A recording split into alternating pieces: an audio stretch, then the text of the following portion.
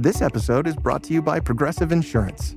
Fiscally responsible, financial geniuses, monetary magicians. These are things people say about drivers who switch their car insurance to Progressive and save hundreds. Visit progressive.com to see if you could save. Progressive Casualty Insurance Company and Affiliates. Potential savings will vary, not available in all states or situations.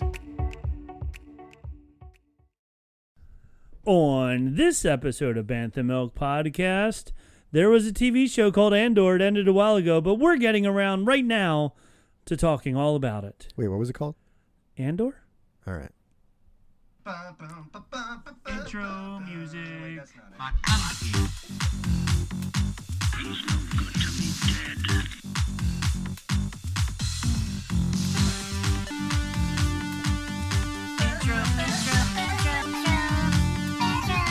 Bounty hunting is a complicated profession. You know, in all the Star Wars composers, there's this guy, Where? That guy right there. John Williams. Johnny Williams, as Johnny he's credited Williams, in yeah. the early 60s. He was Johnny Williams early right. on. John Williams, the best choreographer or music. What's It's a composer. Composer. Yeah, That's it is. the C word I was looking for. That's a different The C word best, altogether. it sure is. Star Wars composer of all time. But I think a good second place is the guy who wrote that theme song. I think you're right. I'm not going to, we don't need to name drop him here because, No. he is a big star. He is a huge star. Anyway, Rob, how Nick, are you? It's good to see you. I'm glad to be back. Yes. I'm sad that your beard is not. No, and it's funny. I haven't shaved in like a week. You do have a little bit of fuzz. I have a little fuzz. You have a bigger fuzz going on there, and the Yeah, hair I've got on the hair. top. Yeah. So I'm jealous that of your whatever DNA you have that allows your hair to grow and not fall out. Like Yeah. my forehead is all the way. I think I'm up to a 6 head now. It's going up. Call it so high. 5.5. 5.5. Thank you. yeah. We'll take it at that. No, so for my entire life, my hair has been like an object of contention for me, and like I always keep it pretty close cropped. And I've realized recently that I think at the top I won't mind being longer, but the sides I hate whenever they get too long. Right. Like even right now, I'm just kind of like Yeah, you have like a 0 on the Yeah. sides. Oh Normally. yeah, for sure. Yeah. And also partly my barber, who is a good friend of mine. She just moved to South Carolina. So Jerk. yeah, that became it became then like I don't have anyone to go to. But my wife's barber is actually very good, and she's starting me off There you go. with what's going on here. So, You have yeah. it almost looks like you have the Colin Jost going on there, and he's from Saturday Night Colin Live. Jo- Yeah, that's I'm kind of going for like I want this longer and I can kind of push it back for a Yeah. little bit. So it does. I kind of he I has didn't like see that, he has but like the part over, up, and then up and over the top. Yeah. And I feel as the last season went on, it got higher and higher and yeah, higher. it has. It's poofed quite a bit. Yeah, it for has sure. poofed, but not like a Conan O'Brien No, or not the pompadour. No, when I was a kid, I had the great pompadour going also. I yeah? said a kid in my 20s. I remember working at a store, and my other employee guy told a guy, "Oh, go talk to the guy over there." And he goes, "Oh, the guy with the hair?" He goes, "Yeah." You were the guy with the hair. I was the guy with the hair. Not anymore. I'm not the guy with the hair anymore. To level with you there, I went bowling once, maybe 6 years ago, right before the world shut down for COVID, and I was like deep in my exercise and working out phase. And I remember I went bowling, and some random guy was like, "The guy with the muscles over there," and I was like, "Oh, I've made it. I'm there." Someone pointed at me and said, "With the muscles." The guy And now- with the muscles. And now here I am. And now, But now you have dad strength. yeah, that is a thing. It That really is a is, thing. honestly. Somehow. It's been testing me recently, I say. But I know this hair conversation has been great for our podcast listeners. Yes. You think there are any podcasts about hair fashion? Oh, like I'm hair sure. styling? Yeah, That's got to be so- a hard thing to talk about without yeah. like giving It's- visual I'm sure cues. like the podcast audio version is the last thing they worry about. I'm sure it's YouTube, Yeah. TikTok, Yeah. and Shorts first. Yeah, we gotta up our. We don't have any. Your wife even has those lights, the fun circle lights that Yes. make her glow. Why aren't we glowing? We only have one. Well, you should glow. Yes, I should It's be your the house. one glowing. Maybe every other one we can glow. Right, we'll alternate back and Every forth. 6 months. Anyway, we are, I think, here to talk about Star Wars, but I need to pour my beer because I'm thirsty. Yes. So I don't normally drink beer, but I have a lot of But beer. when I do, When I do, it's whatever my wife has. Which today is a Stella Artois, which I pretty like. Oh, that's a It's good fancy one. beer. It's Stella. brewed in the USA under the strict supervision of the brewmasters from Leuven, Belgium, for uncompromising quality. There you go. So it's interesting. Foreign beers, when they're brewed in Germany or Belgium or anywhere foreign that is not good pop, that is not the U.S. of A., they taste drastically different when you drink them here versus if you drink them in their homeland because of the distance traveling when they're on the boat coming all the way over here, temperature, all that stuff. I'd imagine there are different regulations for beer and stuff here versus other countries as well. Could be, but just the traveling alone. Oh, that's nice and clear. Yeah, makes it taste differently. But the fact that you said that it's brewed in America under their guidelines here in America, then it probably tastes close to what it is there. Because we are on, I was going to say a different podcast. We are on the Ears Up Network. Yes, the Ears Up. And they always promote 21A, the 21st Amendment, good old California brewery. Good old. Their flavor of the summer is the Hell or High Watermelon.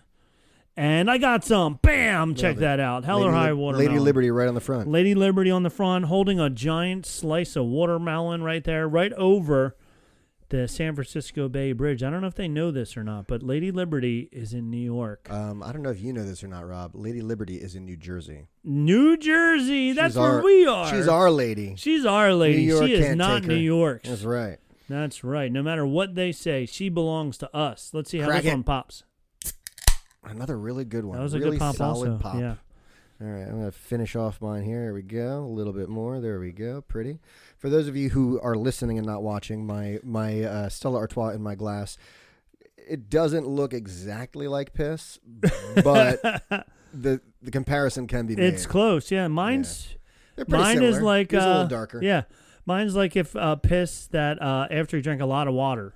Yeah. Yours is a little bit more dehydrated. Yeah. Yeah. Yeah, this person needs to up their water intake. Water intake, they sure do. I should probably stop talking about this like it's piss. How about that? Just drink it and enjoy it because it's a very good beer. And it's disgusting outside. It is. Well, it's not bad as today. And that upsets me. It upsets me that I walked outside today and went, this isn't bad. When it's 85 degrees outside. It's like, I should not be like, I mean, I guess I spent 3 years in Louisiana. I should be more than used to it, but you'd be amazed at how little I ever got used to the heat down there. Well, also, like, we have friends who live in Florida, and they said, when it gets like this, nobody goes outside. Yes. So, like, winter, fall, spring, when it's comfortable for them, in the low 80s maybe, then they're all outside then. Sure. But when it gets to be 97 or, like my car said, 103, Yep. they're like, nope, we're not going outside either. And the great thing about being on campus at Louisiana State is they have these giant live oak trees. So you just, if you have to be outside, you just go from one shadow across the street to the next shadow across the street. It's literally 25, 30 degrees cooler. Yeah, in it's the shadows. amazing how much difference it is in the shade than The it is sun, man. in the sun. Yeah. The sun. The sun. Can we do something about that? Yeah, I feel like we should be able to. Can we send some nukes up there and, We've been looking at the thing for how long now, and no one has just looked at it and gone, no. Too big. Too much. Too much. Too much. Too much. A little too much. A little Just too much. Just a little too little much. too much. Yes.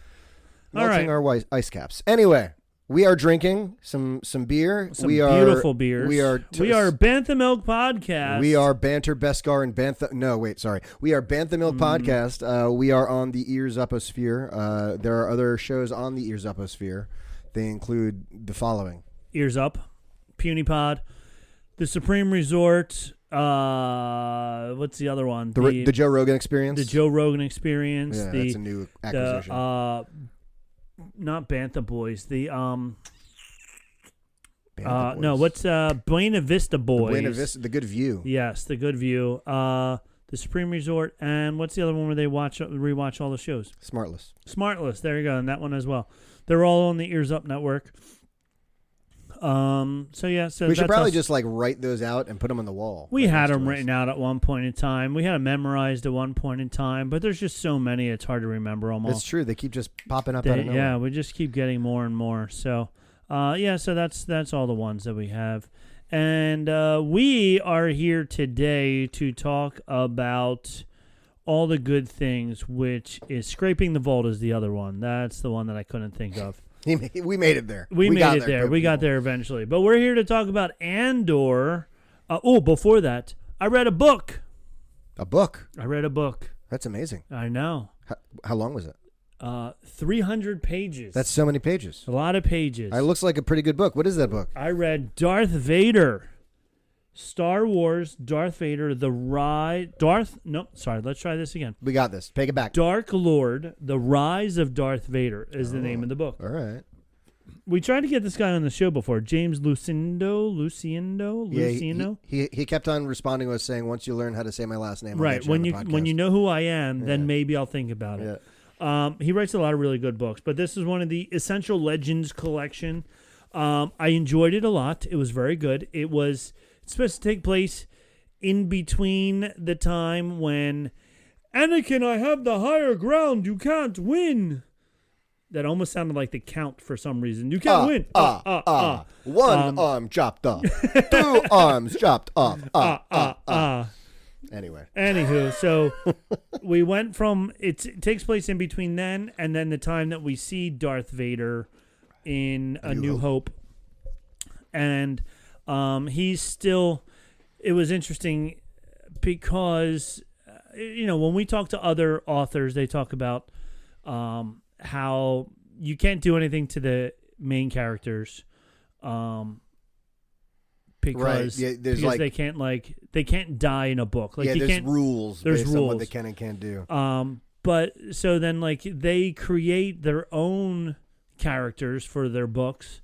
And you're like, It's okay, like, all right, this is a red shirt. yeah, like they're like in this book there was like it was right around the Order 66 as well, because they were talking all about all the Jedi who were all getting massacred and stuff like that, and there was like 20 or 8 that all wound up finding each other, 8 Jedi that all wound up finding each other, and I'm like, this is great. I'm like, except for the fact that we're never going to see any of these people. These 8 people are not in any movies whatsoever. You're looking at something and making weird faces. I apologize. So I'm looking at our live stream, and like on our Streamlabs, it looks fine, but on the live stream, like half of my video is cut off. So I'm just wondering why that's happening. That's weird. I'm going to adjust as we go. Keep talking about this story, though. I'm intrigued. Yes. So the 8 Jedi, they all found each other, and then Darth Vader is going, and he's trying to get and kill the rest of the Jedi because of Order 66, those that managed to survive and stuff like that. So it's a good book. There is some things that are a little bit different than what has happened.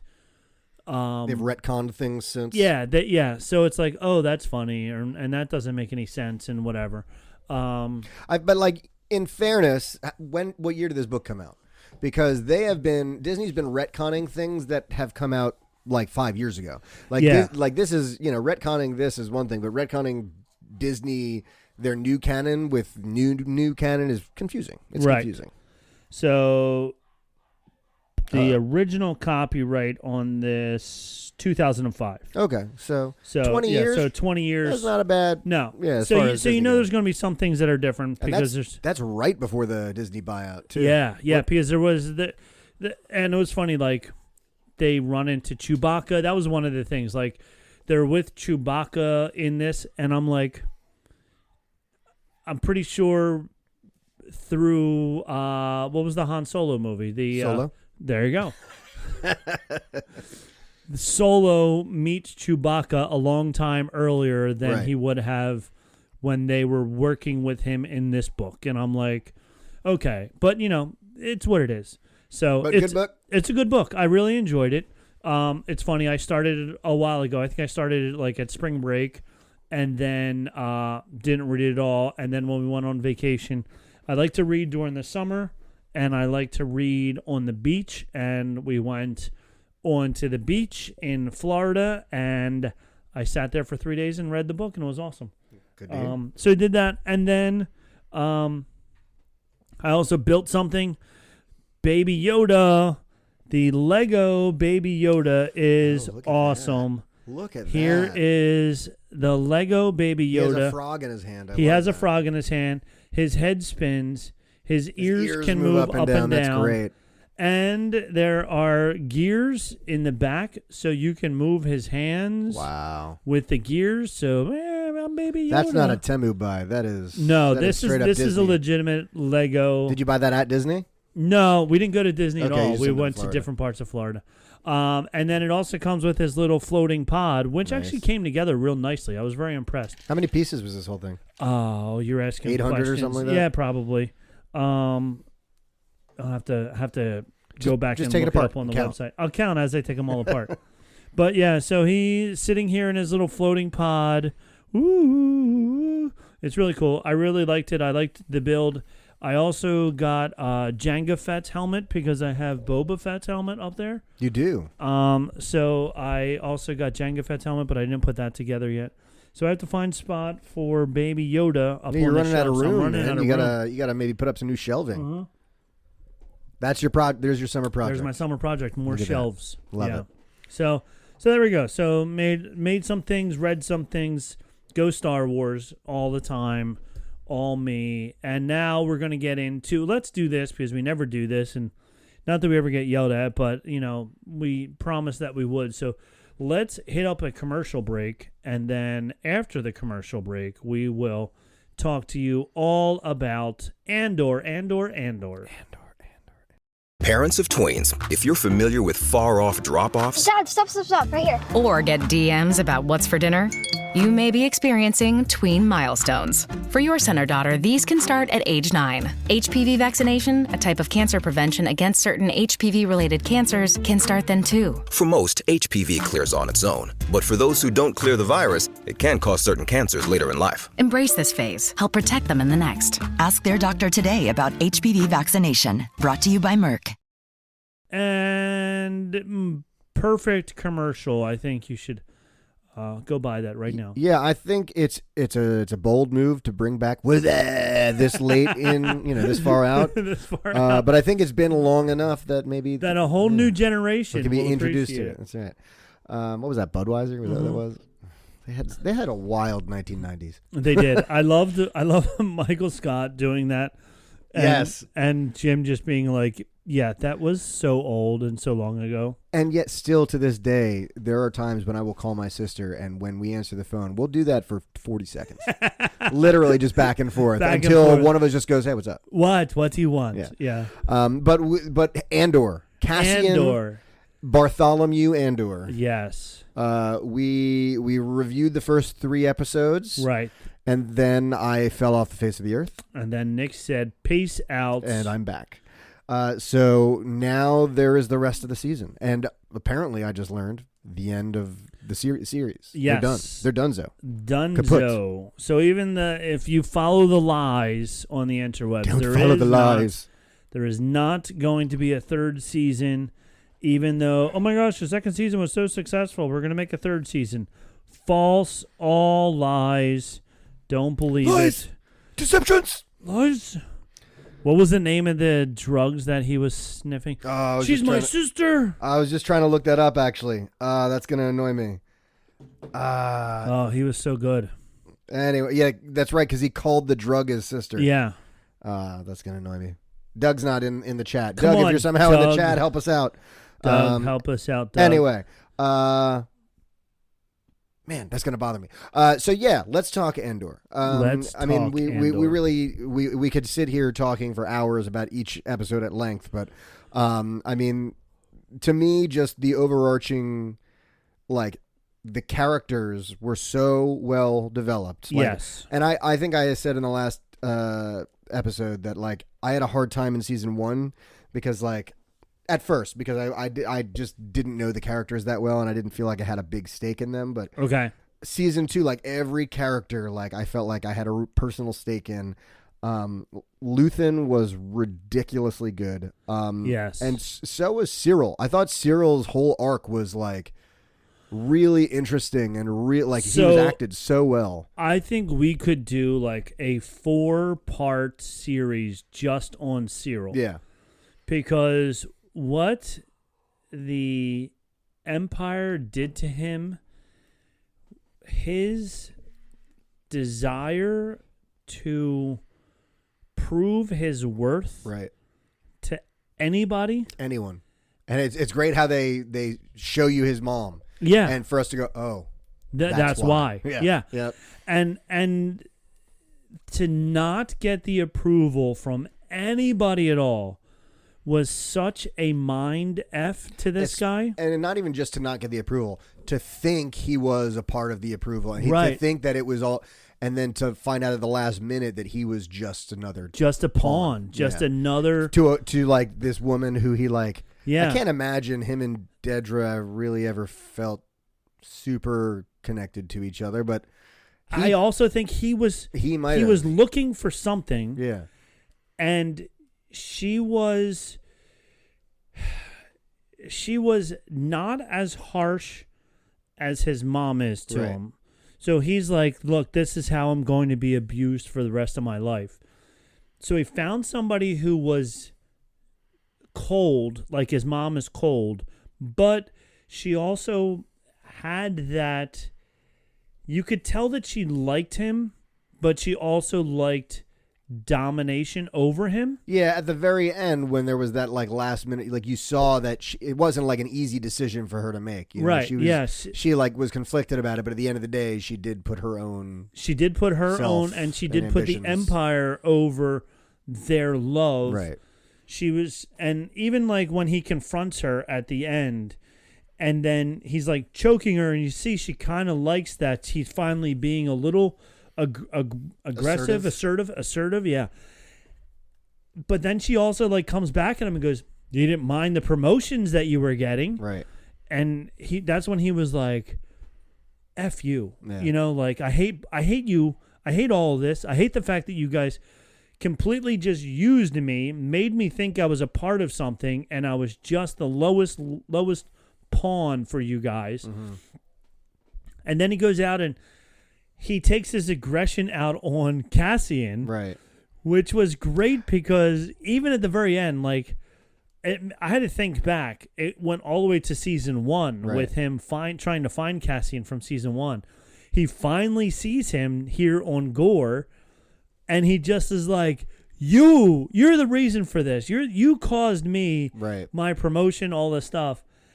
And then at the end, Cassian still had no idea who he was. Yep. So it was great because the guy that angered him the most had no clue who he was, Yep. which made him feel even smaller. And I also saw that as like another last attempt at like, well, maybe if I get Andor, that'll be enough. You know what I mean? Or that'll be the thing that gets me in, or they'll respect me, or you know. So yeah, it was really well done. And then I guess we won't be seeing him ever again. No, he got zapped. He got zapped, but it was just such a great line from Cassian. Who are you? That's the last thing that went through, other than the laser bullet. But the last thing that went through Cyril's mind was that this guy who doesn't even know who he is. I loved it.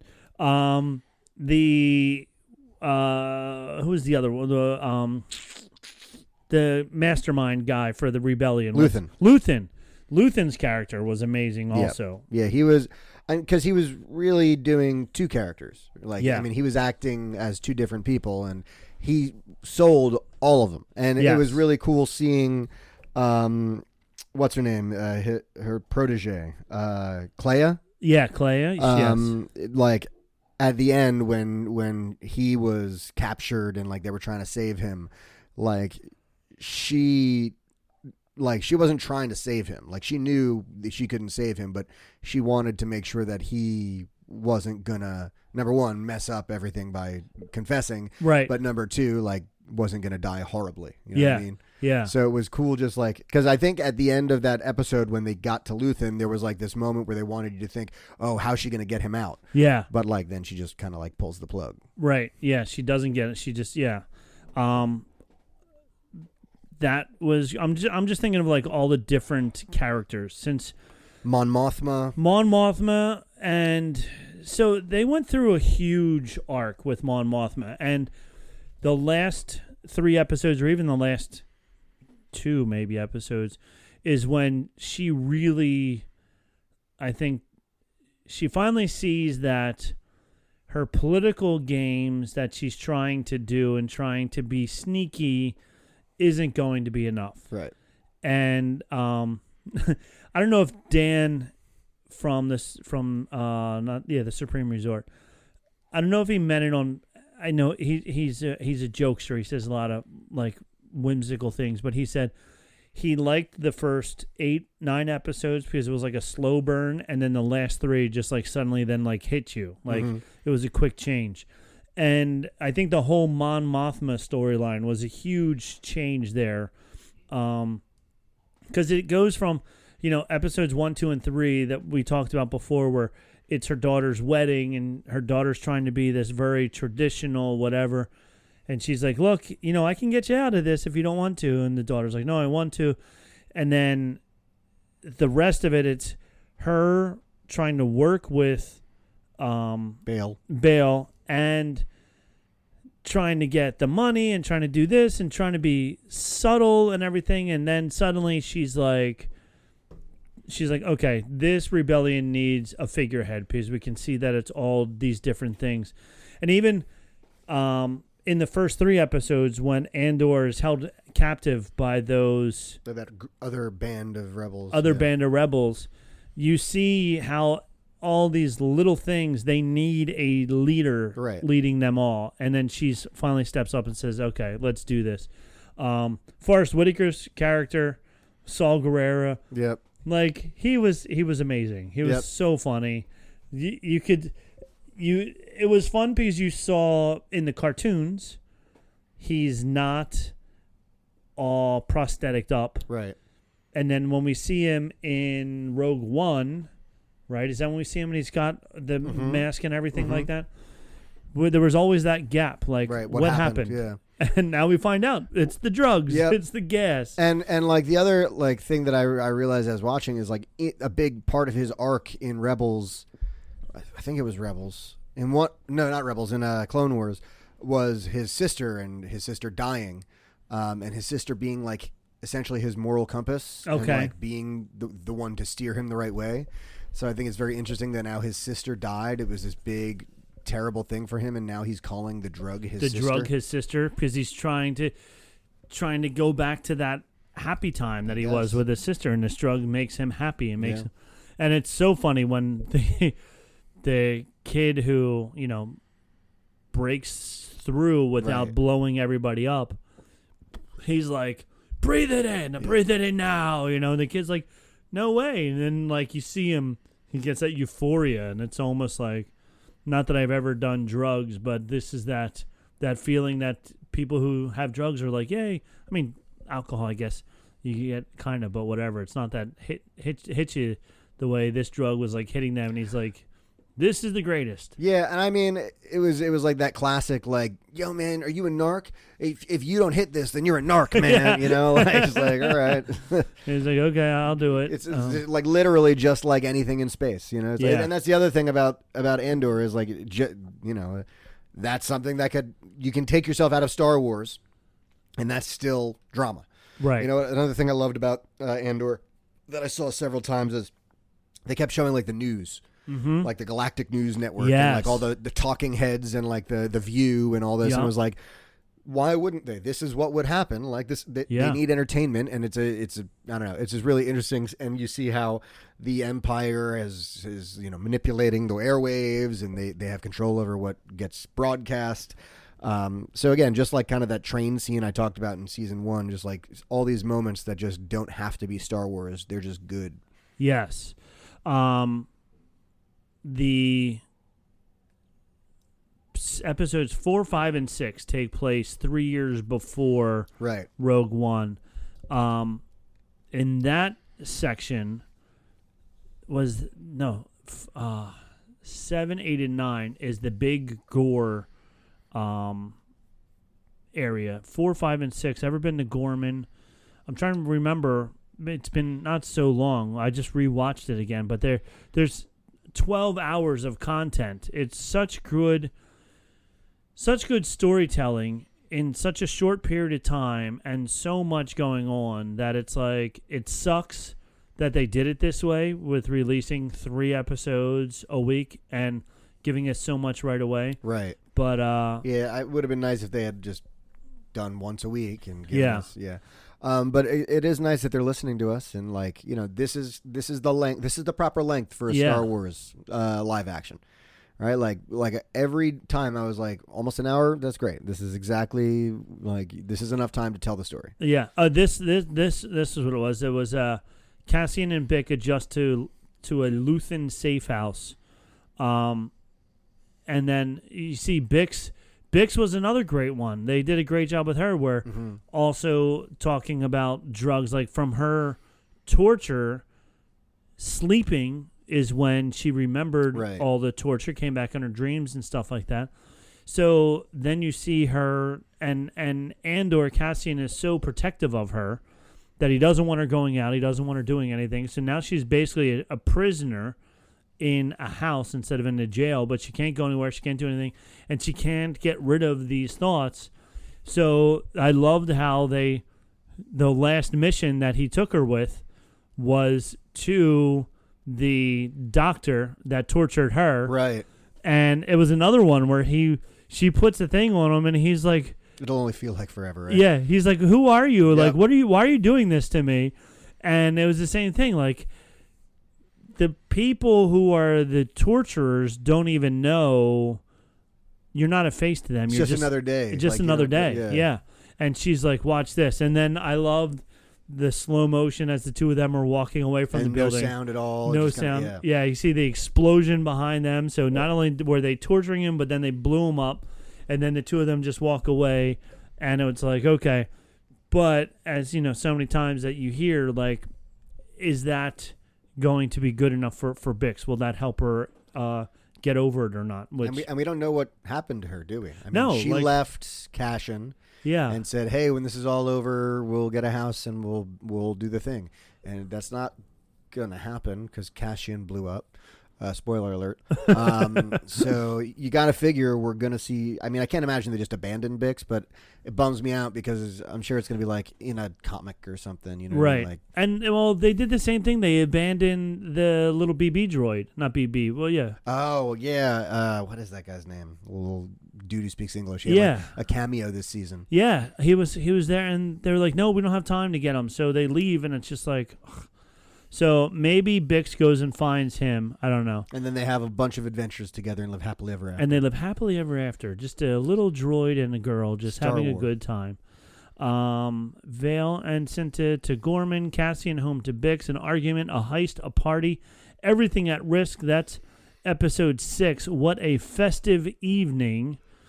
That was the end of 2 years away. That's when Bix does her thing. There's the... Oh, and then that was also fun because that's when they discovered that the Empire knew that there was a bug in some of the artifacts. Right.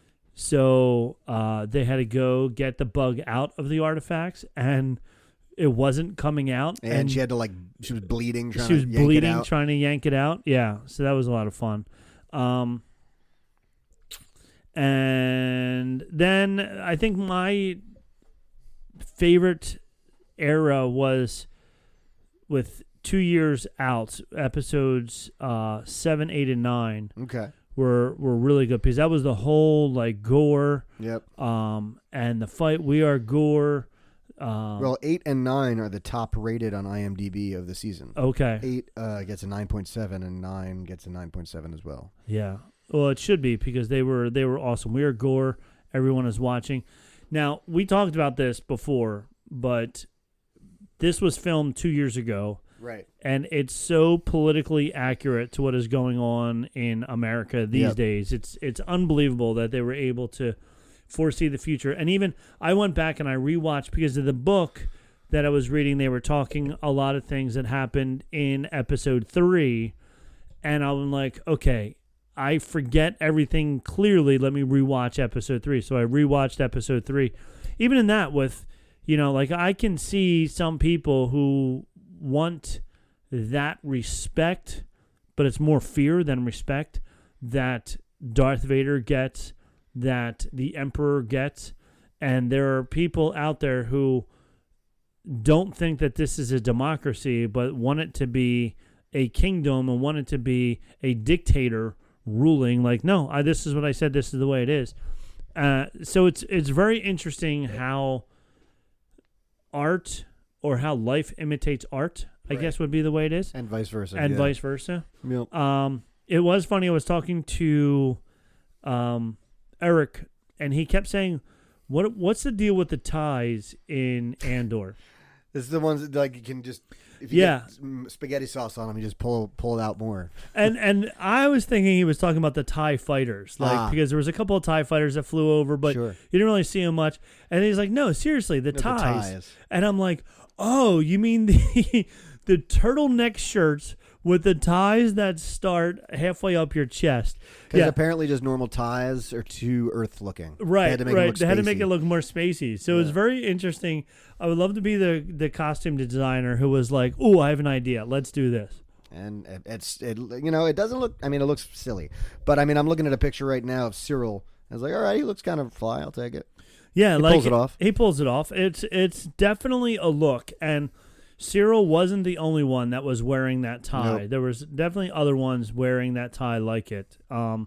So it'll be definitely a Hollywood or a Halloween costume idea if people walk around with these weird ties. But yeah, episodes 8 and 9, 7, 8, and 9, the whole rebellion, the guys breaking into their national anthem was awesome. Yep. The fact that all the people in the rebellion, all the people on Gore, were all speaking what appeared to be a French-esque language, really goes back to World War II and how the French were being rebellious against the Germans, and the underground was led by a lot of French people. So it was very good that they threw that in to make it sound like French. Right. Such a great time. 7, 8, and 9 were such great episodes. And then we get into 10, 11, and 12. Welcome to the Rebellion. Make it stop. Lonnie, Make it stop. Who else knows? And Jedha, Kyber, and Urso. Yeah. Right. So I mean, they were good. It's a great conclusion leading up to the movie. But yeah, and then we get the scene for Cassian, who has to extract Mon from the Senate, which happens in Rebels. Right. They do a little differently, I think, but like it's the same. They've confirmed it's essentially the same thing. It's the same thing. They did it just a little bit differently, but it was the same idea, which was great because they're bringing it all together with the other cartoons and other shows and things like that. So yeah, and that was a great scene of them running and going down all these hallways and everything and blah blah blah. It was really really cool. I was intrigued to see how viscerally Mon reacted to Cassian killing her driver. Her driver. Like, she knew it was an ISB plan. Mm-hmm. But it just shows you like the completely different worlds, and like we're like it's Star Wars. Whatever. Everybody gets gets it was shot. Just like yeah. whatever. Uh-huh. But like they remind you like this is like a senator. She's not used to seeing people get killed. Yeah. And she's like, you just killed him. And she's like, yeah, we gotta go. We had to go. Happen a couple more times. If we didn't kill him, he was going to kill us. Right. So, but yeah, it was interesting. Also, then that's when she was like completely engulfed in it. At that point, she was able to lead from afar before, but then once she needed to escape. And he killed right in front of her. You're in it was now. like, you're in it now. Yep. Now you're in hiding as well because somebody saw us, the camera saw us, and they know that you were there when you killed this ISB agent, so now you're a wanted person also. And after the speech, it would have been that way anyway. Yeah. Oh, the speech was great.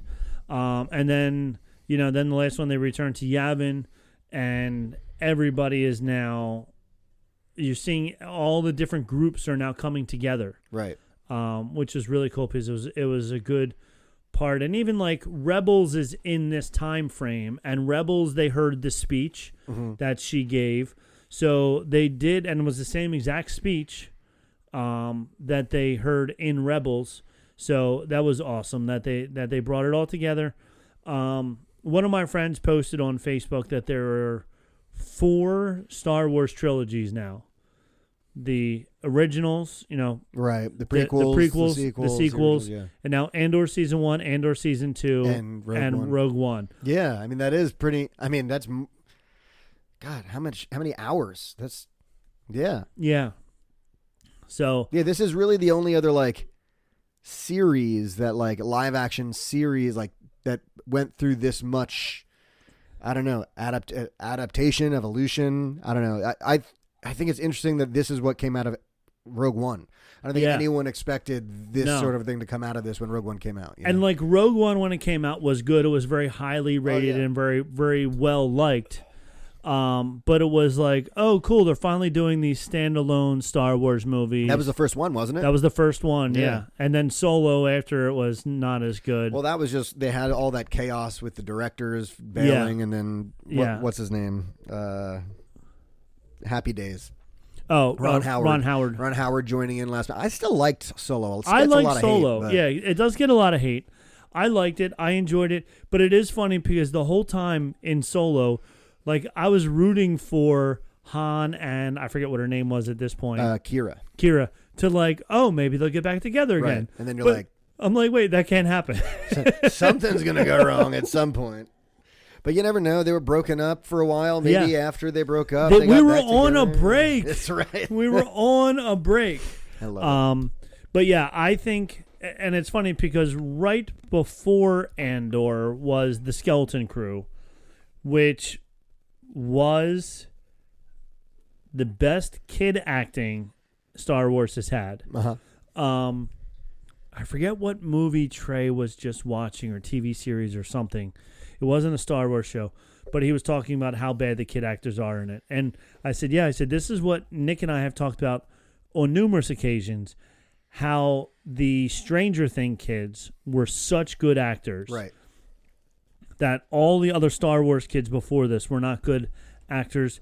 It wasn't their fault. They're just kids, and they don't know how to feel the emotion and everything like that. But then the Skeleton Crew, those kids were good. They were really, really good, really believable. That's what George Lucas wanted Star Wars to be, for kids. Yeah. Andor is for the people who grew up with Star Wars and now wanted that more adult, grittier Star Wars, and it was so well written. Yeah, and that's what I think. Like some people get hung up on the like, oh, George Lucas made it for kids, so get over it. It's like, yes, he did, and yes, we should people should get over some of their silly things but like. If anything wants to survive and wants to continue, they should think about their original audience, right? The ones who made them, and those are the people who this is 100%, like you said, 100% for them, and doing it well will sure the kids are going to buy your action figures and stuff. I get it, right? But the parents are the ones who are going to get the kids into it. Yeah, the kids. There's 1,000 things out there for kids to watch. I would be willing to bet, and I'm going to pull this figure out of my ass, I'm going to be willing to bet 75% of young Star Wars watchers watch because their parents watch. Oh, yeah. I would agree with that. I would bet that number would be even higher. Yeah. And the kids, we talked about this also numerous times, they don't care about the original trilogy at all because it's boring. Yep. It's not. The graphics suck. The graphics suck. It's boring. The lightsaber battles are bad, blah, blah, blah, whatever. But that's where they like the Skeleton Crew because it has the better graphics, it has the better action, and it has the adventure to hold on to these kids' short-term memories that they have now, or their short-term attention spans that they have now. So it's very useful in that aspect. But this was definitely designed for the adults, and such great storytelling. Like the fact that Tony Gilroy. He must have sat down and was like, okay, I need to really make sure that this is awesome. Yeah. And he did. He did a great. Don't you think that that's words that every Star Wars showrunner should utter before they start? It feels to me like that's not always the case. But I feel like everyone should be looking at, man, I really should do this well. I also think the problem is, my guess, What was the old Republic? What was that one? The one The Acolyte. The Acolyte. I have a feeling that the people who wrote that and the people who put that together thought that they were doing an amazing job. Yeah, that's the problem, isn't it? And that's the problem. Yeah. Like Tony Gilroy is he did like the Bourne Legacy. He did the Bourne series. He did just like Armageddon, like just high thought, like just intelligent writing. Mm-hmm. You know, even though Armageddon was a little campy and it was 1998, but it was awesome. It was so much fun. I've watched it numerous times. Sure. Dozens of times now. And like you need to be able to have that quality of writing first. Yep. And whoever wrote the Acolyte, I apologize for not knowing your name. I guess you're probably happier that I don't know your name. Like, I think that they wanted to get there, but they never did. And I don't know, maybe they had different restraints put upon them that it was like, you can't do this, you can't do that, you have to do this way or that way or whatever. But, like, Tony Gilroy, I'm sure he was like, I got you. Yeah. I'm going to write this. It's going to be awesome. And, like, the Acolyte, it's supposed to be a darker tone. This is one of those ones that should have been like Andor for the older audience. Yeah. Like, it should have been geared towards the end. I think if it had been that way, they would have been able to get around some of the constraints, because I think they were trying to make it a little more kid-friendly. The weird witchy singing and... Yeah. I don't know. Again, it gets a lot of hate. I think a lot more hate than it deserves. There are parts of it I liked, but... Right.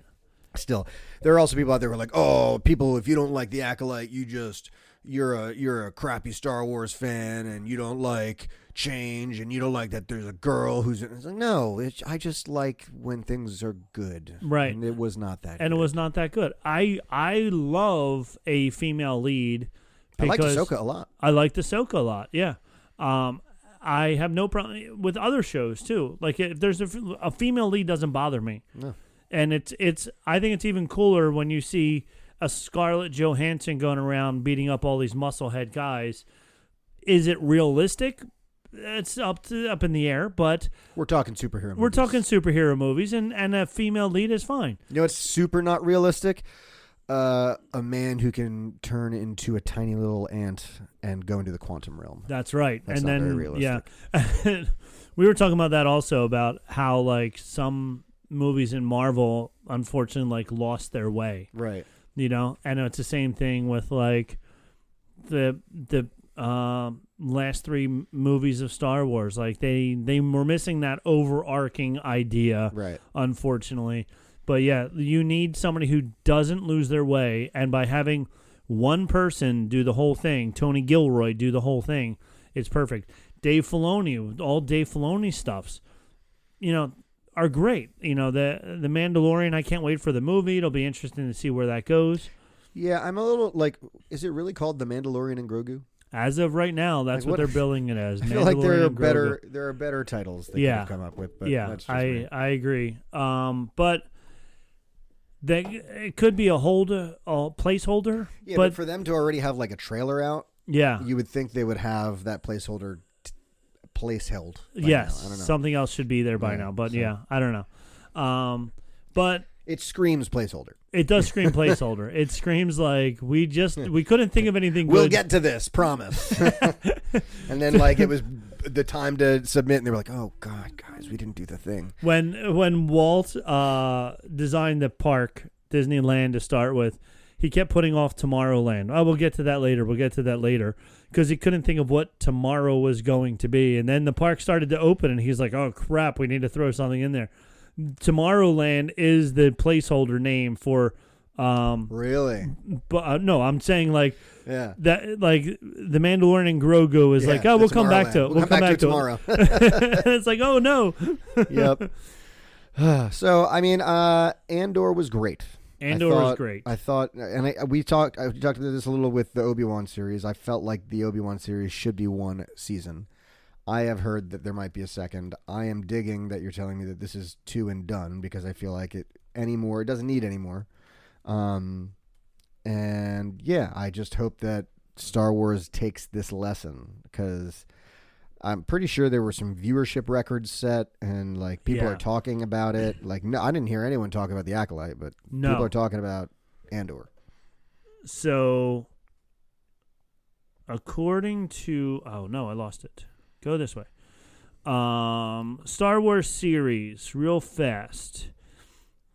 I don't know if we can rank them all quickly or not, but we can do our best. So, the live-action Star Wars, since being TV series on Disney+. We had The Mandalorian. We had Ahsoka. We had Andor. We had Obi-Wan Kenobi. We had The Book of Boba Fett, The Skeleton Crew, The Acolyte, and, well, I guess 2 seasons of Andor. Okay, so there are the shows. That's more than I expected. Yeah, 1, 2, 3, 4, 5, 6, 7 live-action shows. Unfortunately, The Book of the Boba Fett is still at the bottom for me. Okay.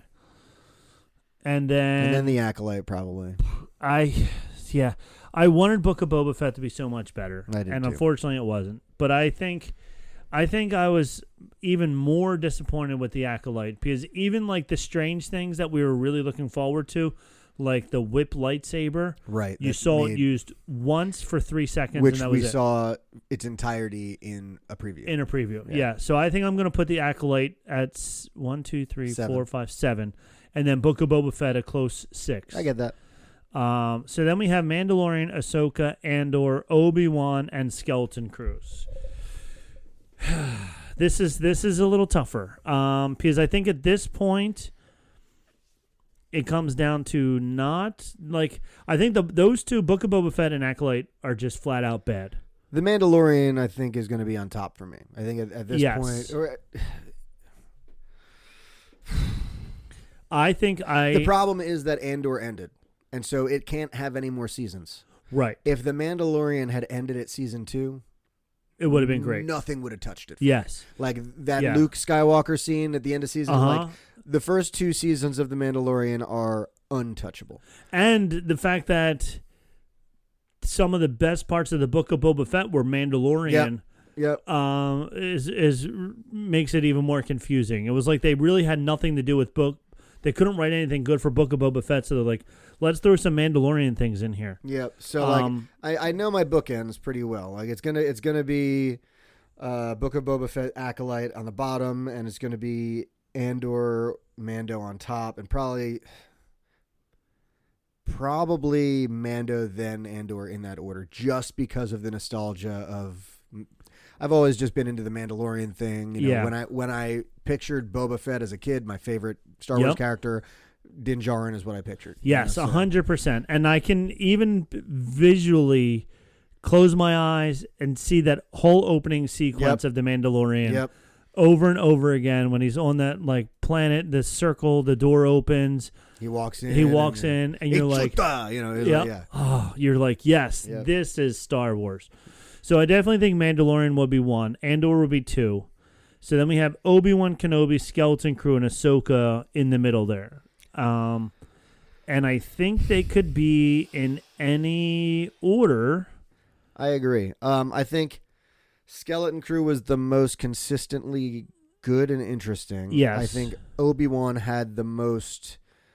Like, it was the most, waited for. It was the one that people most anticipated. And I think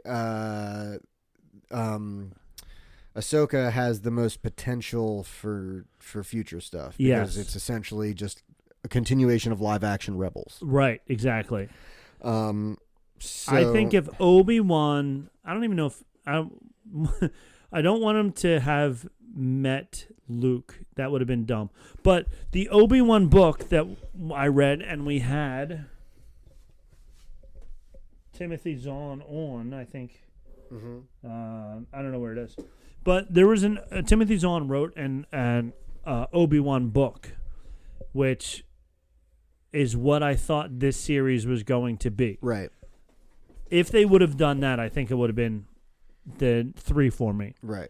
Because it was just Obi-Wan being a hermit, saving the day as low-key as possible, using some Force stuff, using his lightsaber a little bit, but keeping it on the DL still. Mm-hmm. And then at the end of the day, just being like, cool, I saved your little town. Now I'm going to go back to being a hermit again.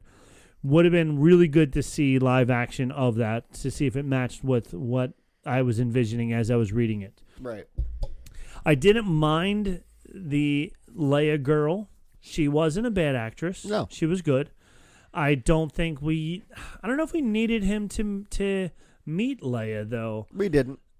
Because it kind of messes up the whole thing of.